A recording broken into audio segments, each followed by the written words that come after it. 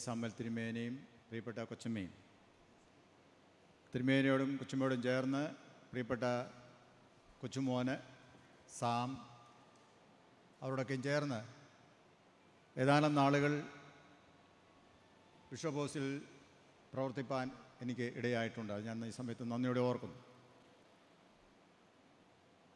തിരുമേനിയോട് പ്രവർത്തിപ്പാൻ ഇടയായത് വളരെ ഒരു അനുഗ്രഹമായി ഞാൻ കരുതുന്നു. പല ചുമതലകൾ തിരുമേനി ഏൽപ്പിച്ചിട്ടുണ്ട്. തിരുമേനി പറഞ്ഞ കാര്യങ്ങളെല്ലാം ശുശ്രൂഷയെല്ലാം ചെയ്യാൻ ഞാൻ ശ്രദ്ധിച്ചിട്ടുണ്ട്. എന്നാൽ ഒരു കാര്യം മാത്രം തിരുമേനി പറഞ്ഞ് ഞാൻ ചെയ്തില്ല, പറ്റത്തില്ല എന്ന് പറഞ്ഞു. അത് മറ്റൊന്നുമല്ല, കത്തീഡ്രൽ വികാരിയായിട്ട് പോകണമെന്ന് പറഞ്ഞു. അതായിരുന്നു തിരുമേനി അനുസരിക്കാതിരുന്ന ഒരേ ഒരു കാര്യം. പലതവണ എന്നോട് പറഞ്ഞു കത്തീഡ്രൽ ഇടവക വികാരിയായിട്ട് പോകണം.